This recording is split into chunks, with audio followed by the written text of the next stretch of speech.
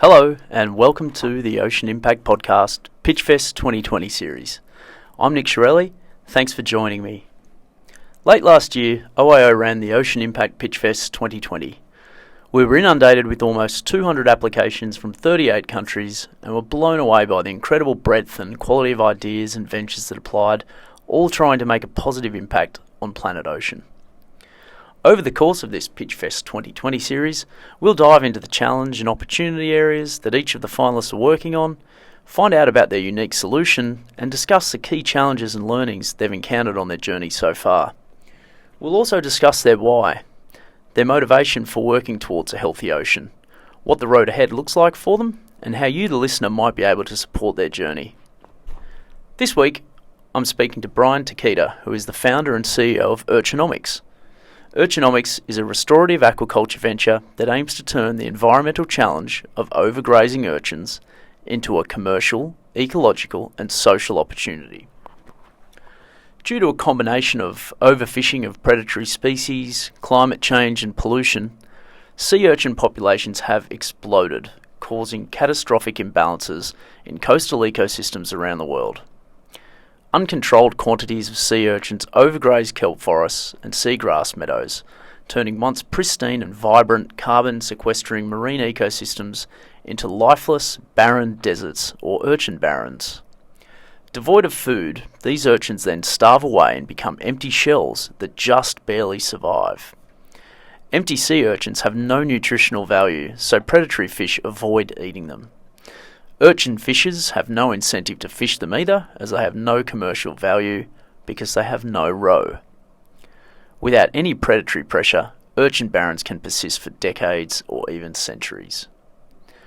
Urchinomics specifically target these ecologically destructive, empty sea urchins and rehome them into their proprietary aquaculture ranching systems.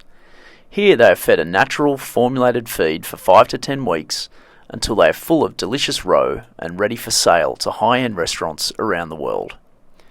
As a result of removing the empty sea urchins from the barrens, Urchinomics help kelp forests recover to their original majesty, bringing marine biodiversity and biomass back to coastal ecosystems.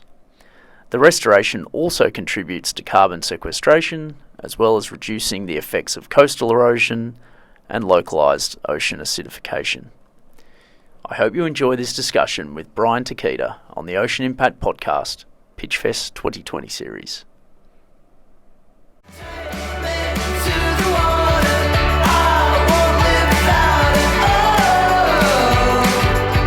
Can't take the ocean out of me. Good evening, Brian, and welcome to the Ocean Impact Podcast, Pitchfest 2020 series. I probably should say good morning in your case. You're calling in from Norway, and I'm in Sydney here. Yes, I am. Thanks very much for joining us, Brian. It's I'm excited to have this discussion today. This is one of my favourite finalists, if you like, if I can say that I have a favourite from the Pitchfest 2020. Urchinomics. We're here today to talk about Urchinomics. Let's get straight into it. Tell the listeners what it is. What is Urchinomics doing? What's the problem you're solving? Give us a little bit of background. Sure. So first of all, Urchinomics is all about coastal ecosystem restoration.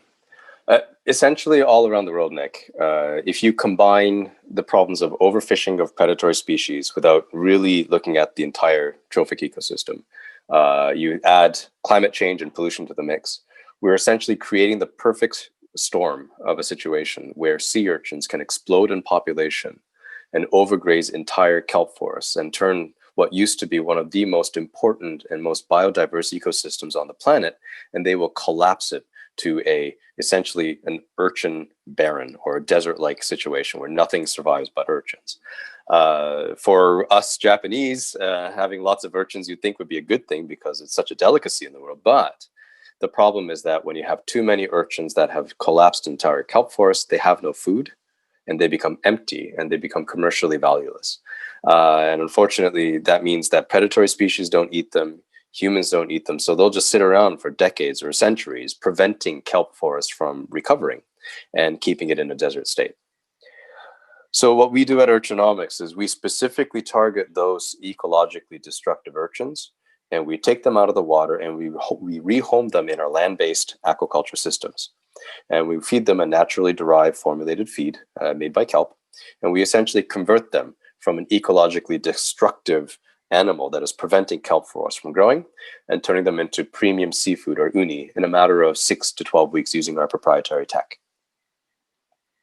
That's amazing. So it's a seafood business and climate change mitigation. It's biodiversity, increasing biodiversity, all in the one solution. Exactly. Yeah. Essentially, pretty much everywhere in the world, with the odd exception, if you remove the sea urchins that are preventing kelp forests from recovering, that kelp forest will bounce back very, very quickly. In the Nordics, where the sunlight is gone for 6 months of the year, it takes about 6 to 7 months. In warmer, sunnier places like Los Angeles, for example, it's 3.5 months. So we're talking about ecosystem restoration that happens very, very quickly because it's the nature of kelp. And where are the problem areas around the world, Brian? Where are the hotspots for urchins? Right. So I originally thought this urchin barren thing was a very regional problem, but I soon discovered that essentially the country of Japan is nearly entirely one massive urchin barren. After discussing with scientists around the world, we've then learned that a good chunk of eastern Canada is one massive urchin barren. Nearly 40% of the coastline of Norway is an urchin barren. California, particularly Northern California, has lost over 90% of its kelp forests due to sea urchins. The south has lost a good chunk as well. And of course, in Australia, you have from New South Wales all the way down to Tasmania, you have massive urchin barrens developing, all because you have this overproduction of sea urchins in the sea. And it's becoming more of an issue as we start to talk about and see many scientists tell us about the potential of kelp to sequester significant amounts of carbon. It's becoming more topical, this conversation, as to well, how do we remove the urchins en masse to allow kelp regrowth to not only bring back biodiversity in an area but to mitigate significant amounts of carbon? Right, and that's exactly the challenge that we're facing, is that governments and nonprofit organizations recognize the value and importance of kelp forests, not just for carbon sequestration, but also, as you say, maintaining that biodiversity that essentially it's the nursery for our entire oceans. The problem, though, is that when the urchins take over, nobody has any economic incentive to remove them. And if the fishers don't catch them, and if the predatory species don't eat them because they don't have the calorific value, then they just sit there. So it's a tragedy, but nobody has any incentive to do anything. So what we have done is we have taken our technologies and essentially turned those urchins into essentially a valuable input, so that we can incentivize fishers and essentially pay them to catch these urchins and bring them to us so that we can ranch them and convert them into one of the world's most premium seafoods, or uni, in that 6 to 12 week window. Mm. Yeah, that's what I really love about Urchinomics, Brian. This, you're starting with almost with the customer in mind. I mean, at the end of the day, your consumers in markets around the world have a taste for uni, and there's a good price that can be fetched for it. And obviously that flows right down through to the fishers that are actually incentivized properly to retrieve the urchins from the barrens. I mean, let's talk for a moment. What did solutions to the urchin barrens look like when only looked at through a conservation lens? The challenge from the conservation perspective is, at the end of the day, it goes back to economics. When you have grant funding and you have a state that's willing to put in money, the restoration works. Kelp forests rebound, fish come back. It's beautiful. But then once the funding runs out, then the urchins crowd back in again. And if you don't have that sustained removal effort, those kelp forests, or the restoration that we do purely on governmental grants, it has its limitations. So what we want to do is we want to be that economic engine that allows this sustained removal to continue to be a part of the process, so that we can get to that tipping point where we have enough predatory species. The kelp forest can essentially sustain that predatory level, and we can slowly restore the kelp forest again. it's environmental sustainability, starting with a sustainable business, right? It's and a lot of traditional conservationists would that take the view of minimum interventions or no interventions would be aghast at first. First mention of something like this, but you know what? It really speaks to a different mindset around this, a new mindset where business really can be a driver of environmental impact. Absolutely. So if we had no impact on nature, and there was no anthropogenic effects on the oceans, fine. I buy that argument. Okay, leave it alone, it'll be fine. But we affect the oceans so much, we need to take corrective measures. And so our approach, again, is based entirely on the science. So we work with the local scientists who understand the ecosystems, who tell us, okay, this stuff is out of balance. We need to do this, therefore we deploy. So we would never lead and charge into a new region doing it on our own because of our own self-interest. We always partner with local scientists first, and only when they can essentially give us their blessing, because they know that what we're doing will not have negative unintended consequences, those are the times when we engage. So we're very much a big fan of science, and we will always work with local scientists. Yeah, that's a good good segue into my next question. You mentioned new regions there. Tell us a little bit about what you're hoping to do in Australia. I mean, for the listeners out there, I mean, a lot of people wouldn't know this. I mean, you probably, you might be sitting in Sydney or anywhere along the southern east coast. There's a significant urchin problem right here, stretching from northern New South Wales right down to Tasmania. Tell us a little bit about your ambitions for Australia. Sure. So our commercial focus has been in Japan, Canada, and the United States, where sea urchin industries exist already. The infrastructure is there, and a lot of the things that we need to be successful are already founded there. So that's where our commercial efforts are focusing. However, we also recognize that our technologies can do a lot of good in other regions that may not have the same infrastructure in place, because the urchin industry has not been proven out or built out before, Australia being one, Norway being the other. But essentially what we're looking to do is, while we focus our private investment in markets that have established urchin industries, we are also looking to deploy our technologies in regions like Australia and Norway, where effectively we will be opening up our IP and working with local stakeholders to essentially get this business model to establish itself in Australia. We have a program called the Urchinomics Impact program, and this is essentially a program in which we take our entire suite of IP. So whether it's the feed technology, the aquaculture systems, market access, packaging, logistics, all that jazz, we will literally make that available to our partners on the condition that any profits that come from that are reinvested back into the restoration effort. So that's the trade-off. We're not going to lose money or make money off this initiative, but we are happy to make our technology available for the sake of impact. Why are we doing that in Australia? Well, partially it's because markets like Australia, where the urchin industry is not proven yet or established yet, the economic risk of deploying private capital loans is a little bit too high right now. So we have the option of either saying, forget it, we're just going to ignore Australia and focus on the other regions. Or we could say, you know what, we don't have time to wait. So let's find another way to get the Urchinomics technology deployed in Australia so that we can generate impact. And that's the route that we're taking for Australia. So New South Wales, Victoria, Tasmania, of course, would be the three areas that we're looking at and finding ways to deploy our tech. Awesome. I love it. It's just another impact angle in the Urchinomics story.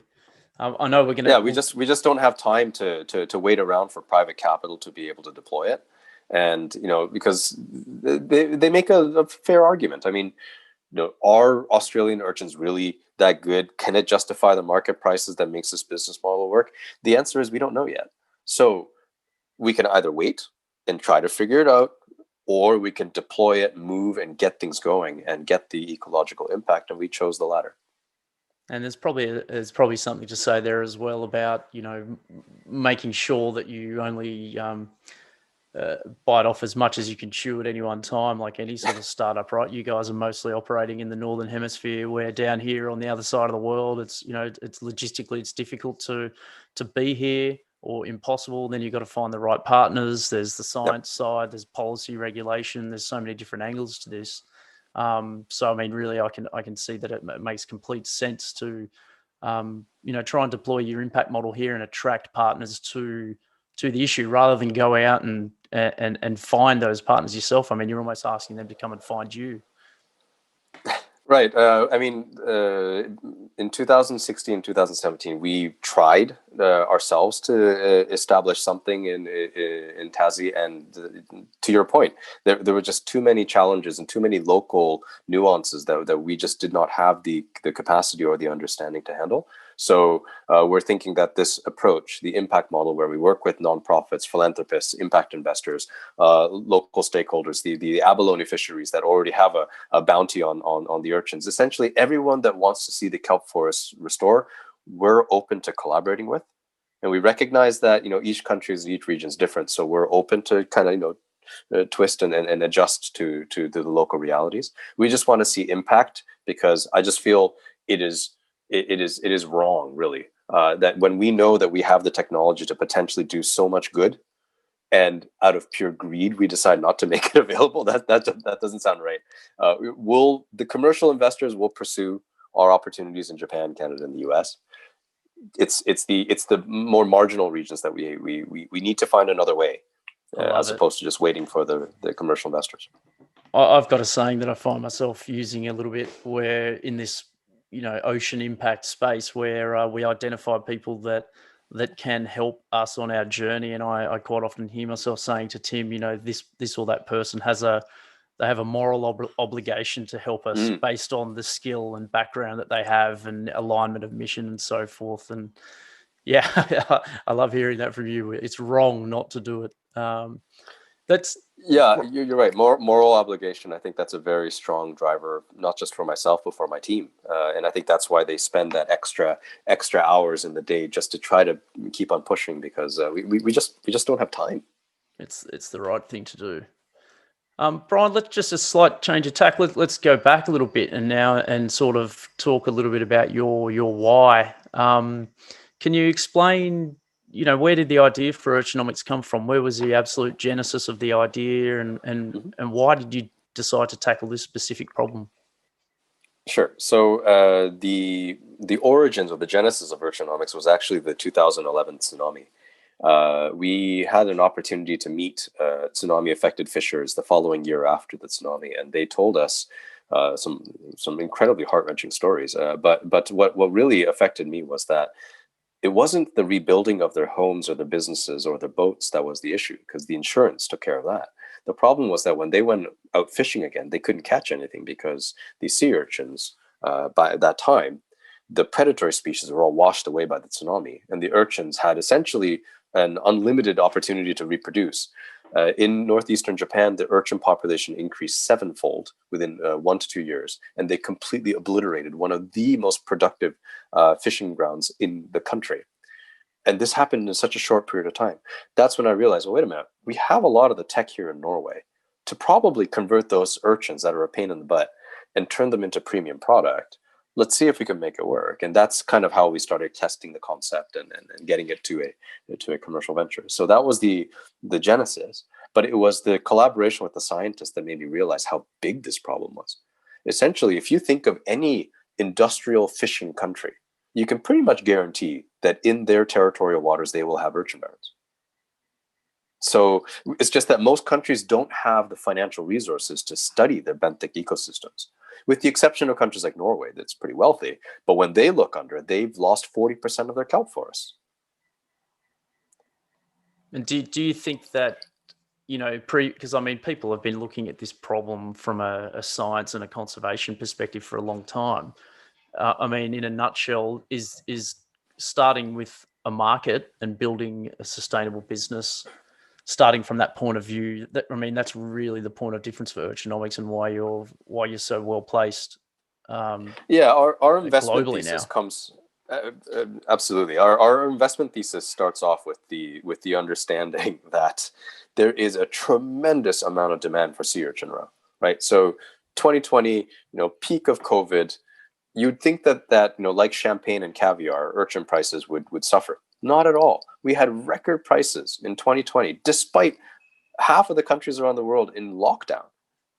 But that's just how much demand there is for sea urchin roe, and that trend doesn't look like it's going to be changing. So if we can then take that near endless demand for sea urchin roe and combine it with the near endless supply of empty sea urchins, but using technology to make those urchins fattened up and commercially transactionable, that is where I think the potential is that it's a very simple economics 101 lesson, but that's where the technology comes in and it makes that market transact.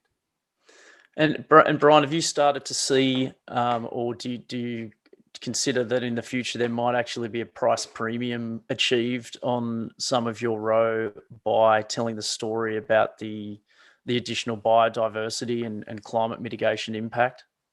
We're already seeing the price premium, but this is before we talk about the ecological benefits. For example, in our pilot sales that we've done in Japan, we have consistently achieved parity, if not greater, prices in the market. And that has more to do with the basic supply chain. We are able to supply sea urchin roe all year round when everyone else does not have supply. So naturally, we're able to put our prices higher and the market is still willing to pay for it. So in Japan, the urchin season is between May and maybe July, August. It's very limited. But with our ranching approach, we can take all these barren urchins and keep on bringing it into the market, stable price, stable supply. And so we're already getting the premium. My hope is that as our story gets communicated into the market, we will not only get that premium, but we will have consumers actively choosing to pay that premium and buying these urchins so that they can be part of the restoration effort. Yeah, I mean, to me, it just seems really powerful to me, particularly when you can. I mean, look, an urchin taken from anywhere, in theory, has an impact on biodiversity, a positive impact on biodiversity, and obviously climate mitigation. But in your case, when you can tell the story about, say, a particular area that's been remediated en masse over time, the ability to tell, a fantastic story about the impact of, this roe that you're eating has helped achieve this. That's, I think increasingly consumers are really loving knowing where their food's coming from, and even better if there's a regenerative side to the growing of that food or the harvesting of that food. Well, I think there's also another dimension here is that the current wild catch industry, which is what the urchin industry is built on today, that is actually becoming more and more difficult for the divers because they need to go deeper and deeper into the ocean, looking in kelp forests, which is actually a very dangerous thing to do. And they have to go further away to catch a dwindling catch. And that is a very difficult situation we're putting them in because essentially these divers are risking their lives more than ever before just to be able to satisfy our luxuries. What we're saying is, look, divers, don't go into the deep. Don't risk your lives. We're talking about catching those urchins that you just need to wear wading pants for, that are literally on the shoreline. Collect those empty ones and give them to us. We will pay you for them. We'll pay you a premium even so that you can also collect the smaller ones that also prevent the kelp forest from recovering, and be a steward of the ocean as opposed to an extractor. That's the proposition that we are now proposing to our fishers. And it just makes their lives safer. They can catch more because they don't need to be so selective and they don't have to go deep. So there's actually another dimension to that, which is just inherently making the divers' lives safer and easier.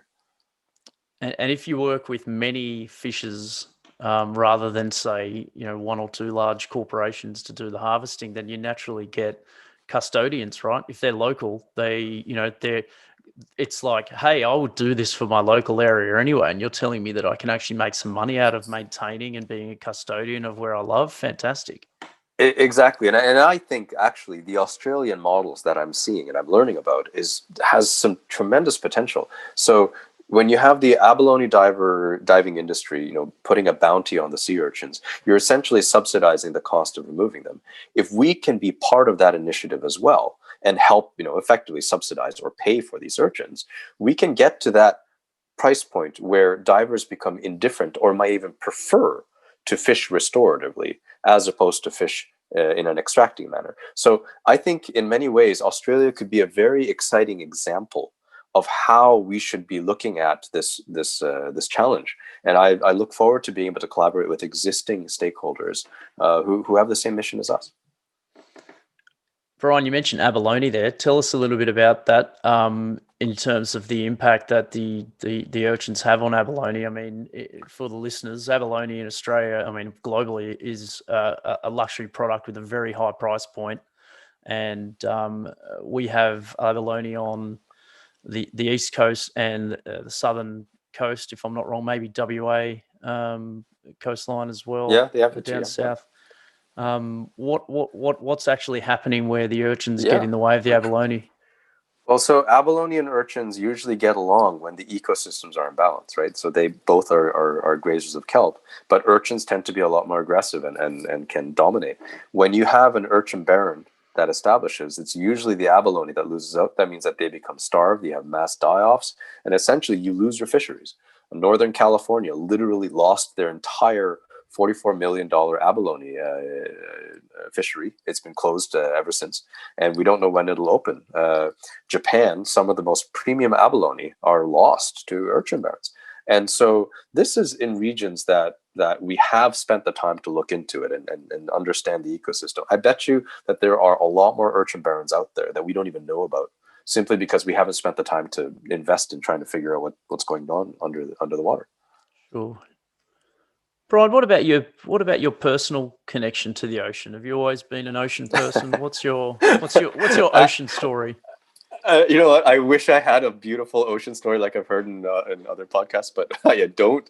I was born in a landlocked prefecture in Japan, and I've always been. I can't stand more than 10 minutes on a boat without retching over the side. So I am the farthest away from the ocean. But it's the cold hard facts, right? Kelp forests, they grow much faster. They bind and sequester carbon. They're the nursery of our entire ocean. Our kelp forests do not burn, right? The cold hard facts of the benefits of restoring kelp forests is such an incredible factual story that it would be remiss for me to not be pursuing this if I'm given the opportunity to do so. I've been very blessed that the right people, the right organizations, and all the right things at the right time kind of coalesced to create Urchinomics. So I feel like it's my mission to really make sure that all of this goodness gets deployed in the right way so that we have the greatest amount of impact. And that also includes, of course, paying a fair return to our investors as well, right? Because without their capital, we couldn't get off the ground. But also making sure that the fishers are better off than they were before, making sure the ecosystem is better, making sure that the ring effect benefits everyone. That's my mission. So I guess from a personal perspective, my motivation is also from almost a capitalist perspective as well. I think this is a great opportunity to prove that commerce and business, if you align the incentives and follow the proper rules, it can be a real catalyst for positive change. So that's my mission. I want to prove that. Absolutely, and I'm glad you're pursuing it. You said a moment ago that you've been blessed, but I'm sure there's a level of modesty in there as well, Brian. You make your own luck and you take advantage of opportunities as they come up, and you've put yourself in front of those opportunities, I'm sure. Another comment you made about being landlocked is fantastic also, because quite often one of the things that I find myself doing is telling people what Ocean Impact is. So we say, oh, we're Ocean Impact organization. They say, well, what's Ocean Impact? Is that working with industries and businesses on the ocean? And I say, well, sort of, but not really. No, it's more about businesses that can have a positive impact on the ocean. And that impact, a lot of the time, the more impact can come the further upstream and further away from saltwater you are. So in your case, being landlocked, no barrier at all.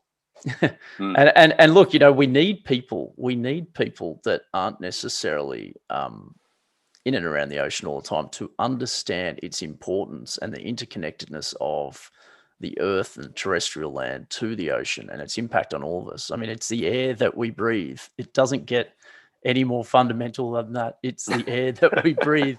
If you like breathing, you love the ocean. Oh, fair enough. I couldn't agree with you more. Okay. So look, we've heard about urchinomics from a technical point of view. We understand the problem of urchins. We understand how you're tackling it.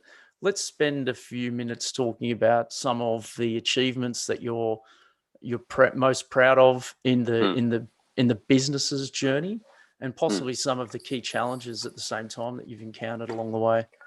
Sure. So I think the biggest achievement that makes me really proud is the fact that we have not just in theory done it, but we have taken our tech, deployed our tech, improved upon the tech in such a way that we now have the inputs and the systems and the protocols in place to convert ecologically destructive urchins into premium uni and have the market validated. So we have sold our ranched urchins from our trial sites around the world at the top restaurants in Tokyo, at the really, really premium department stores, as well as the high-end sushi restaurants in Ginza.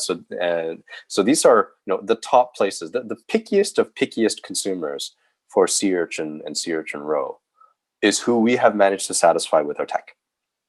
So that has given us the confidence to know that we can deploy our concept throughout Japan, but also port a lot of that knowledge to the other regions like Canada, the United States, and to Norway and Australia and other places. And we're fairly confident that we're going to be able to deploy and achieve the kind of successes we've seen in Japan. So that's one of the big ones. The second one, I think, is that we have been very, very lucky, again, to have critical stakeholders that have bought into our mission and are giving us an incredible amount of support, whether it's the Norwegian government that provided us the feed technology, whether it's NTT Corporation, Japan's largest telecoms company, providing their AI and IoT support. We have Eneos, Japan's largest energy company, that is now committed to investing in Urchinomics. We also have one of the largest family offices in the world that are now committed to investing with us and growing our concepts throughout the world for both impact and profit. Essentially, we are a tiny little speck, a smidgen of a company, yet the dominant players around the world are lending their support to us to achieve impact and profitability. And so to me, those are probably the biggest exciting achievements that we've gotten so far. So now the challenge is to say, okay, we're blessed with all of these opportunities. How are we going to execute it in the right way so that we get the most impact and profitability? So that's the corollary to that opportunity, is to make sure that we don't squander these opportunities and do it in a right way where we get the results that we want. Yeah, and I was just going to say, I mean, it sounds like one of the things that might, be on your mind quite a bit is prioritization, right? You've probably carved out a number of opportunities, and the world is your oyster to some extent, but it's quite easy to trip over in the scale up process, right? Trying to do too much or get the sequence wrong. You're absolutely right. And I think that's the reason why our commercial focus has been focused on the markets and the regions that have a lot of the infrastructure in place already. And that's why our commercial deployment. So we've recently started a fundraising round of about 5 million euros, which almost all of that is now secured. And the whole purpose of that was really to not only build the one commercial site that we already have under construction, but build multiple sites, make sure that we can do things at a certain scale so that we have the confidence to flip the switch and really build out further. So, that's where our focus is going to be, primarily in Japan and a little bit in Canada and the United States, and hopefully also Europe as well. But while our commercial efforts are focusing there, we want to make sure that our tech is available, and we are working on some of the other more longer term, let's face it, more challenging regions, like the Australias and the Norways of the world, or in the Chiles, so that we're not doing things sequentially and losing time. And what's great is that I have the stakeholders and investors who are saying, look, we get it. We understand that from a purely commercial perspective, we really should pursue sequentially A, B, C, D, E. But they're saying, look, we get it.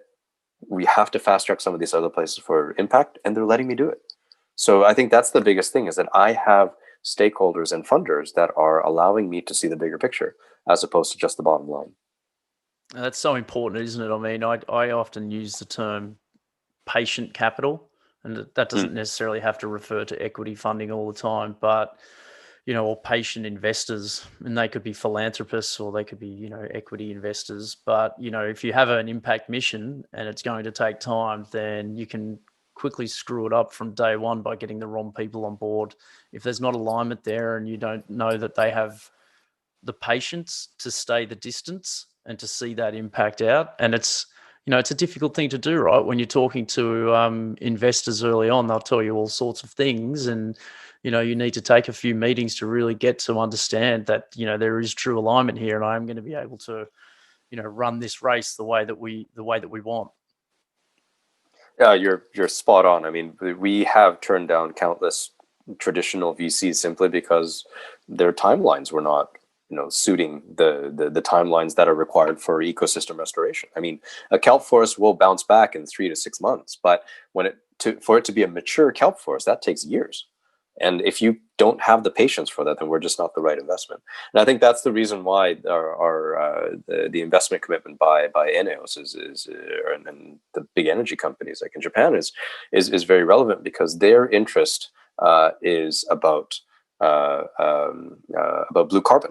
So they are investing in Urchinomics because they want to see blue carbon and blue carbon credits established not just in Japan, but become a global concept, a tradable concept. And they see that a commercial venture like ours that can restore ecosystems and therefore contribute to blue carbon credits, they see that as the rationale of their investment. So yeah, it's nice to have investors who understand what we're trying to do, and they're willing to fund it and allow me the flexibility. That's excellent. Brian, just really quickly, a quick 101 on how the blue carbon credits would work in practice with urchins. So I think, again, Australia is a beautiful example, but I particularly think of Victoria. So there's seagrass meadows, for example, and of course kelp forests as well. But seagrass meadows are probably one of the most better researched blue carbon credits, where if you restore those ecosystems, they bind and sequester carbon in such a quantifiable way that you can produce, much like forestry carbon credits, you can produce ocean credits. So ENEOS, this energy company, the biggest energy supplier in Japan, actually, they have a mission to create blue carbon credits. And what they're essentially saying is like, look, the science and the regulations are going to take a long time before blue carbon credits become a thing. So in order for us to catalyze this, we're prepared to buy voluntary credits from whomever is restoring ecosystems at fair market value in order to stimulate the creation of blue carbon credits around the world. And they see us as a vehicle of being able to create those blue carbon credits, whether it's seagrass meadows that we're restoring by removing the urchins, or kelp forests that we're restoring by removing the urchins. So yes, we essentially have a $100 billion revenue generating giant saying, look, every blue carbon credit that you produce, voluntary or official, we'll buy it up and put that money back into the restoration effort. So it's just an additional revenue stream for us, which would then either plow back in part to investors, but probably invest a good chunk of that back into the restoration effort. Yeah, there's probably a whole nother podcast that we could talk about in regard to ENEOS, and what I mean by that is, I mean, I find the word pragmatic coming up a lot in conversation in this impact space, and the need to be pragmatic about the types of organizations we're working with, and how we can best work with them to have impact. And my point around ENEOS is that here we have a traditional energy company, and you have a impact driven startup. You look at that and you think to yourself, hang on, where's the synergy here, right? And a lot of people would say, well, how are you supporting a traditional energy company? But that's completely the wrong way to look at it, right? If you can help these big incumbents make real change, then that's the pragmatic approach that we need to take, rather than this old school train of thought where you have conservationists not wanting anything to do with business, and vice versa. We need to start taking a pragmatic, middle of the road approach where we are coming up with solutions, we are helping each other. Yeah, absolutely. We have been very fortunate to have a very wide spectrum of stakeholders and partners. The one thing that really gets me excited about our venture is, despite where you are on that spectrum, usually when it comes to urchin ranching or ecosystem restoration via urchin ranching, everyone can agree to that. So from the militant environmentalists to the corporates, whatever the extremities you want to call them, around our venture, we seem to make a lot of good friends. So I feel very fortunate that we're, again, supported by a lot of people.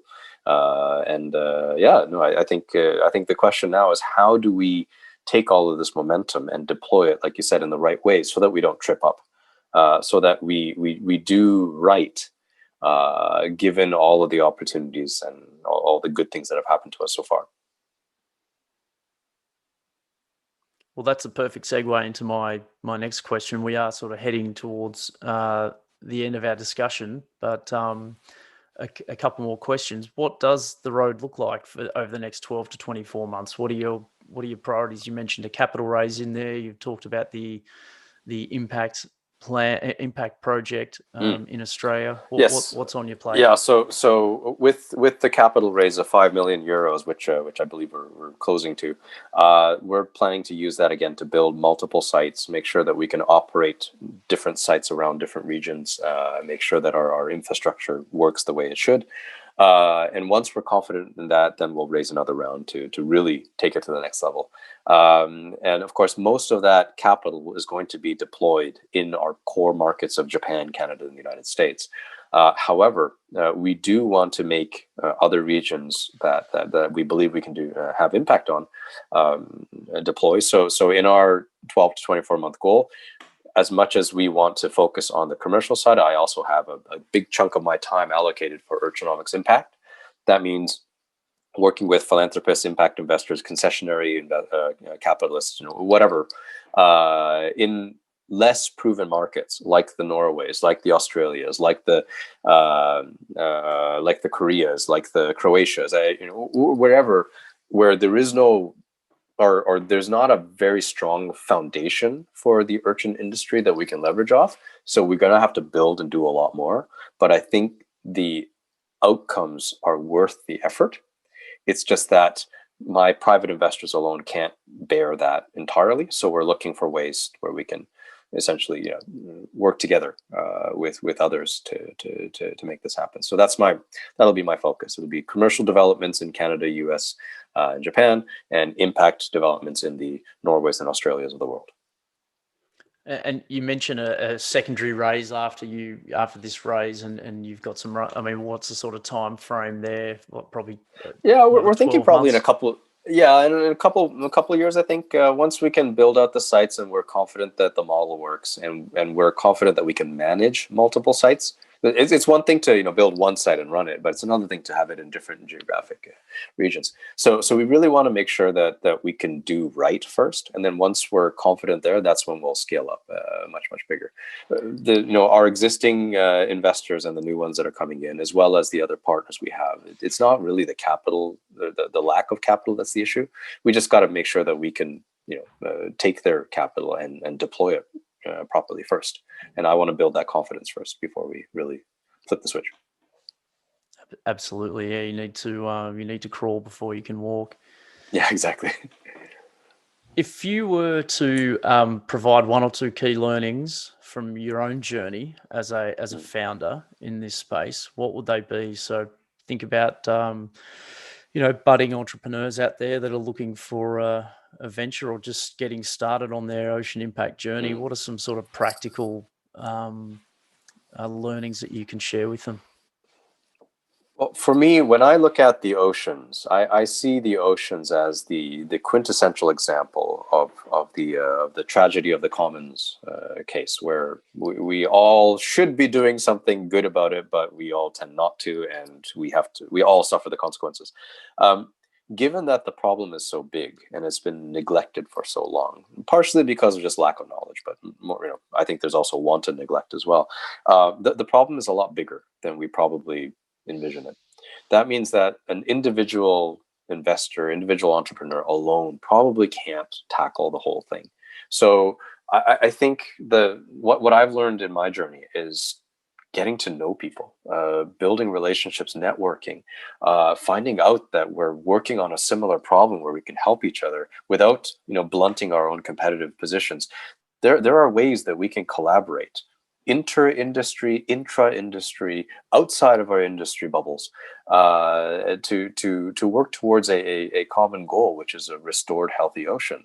And I think that the key there is, let's not be shy about our ideas. Let's just talk and brainstorm and find ways that we can help each other.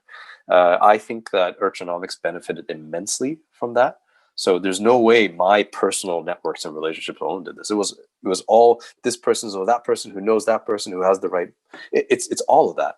So I think if we can just do more of that, we all will benefit, and at the end, the oceans will benefit as well.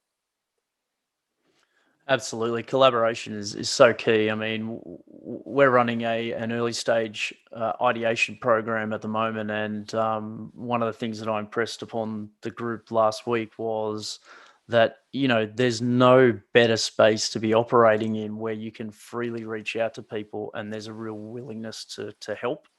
So, reach out to people wherever you can. Yeah, sure.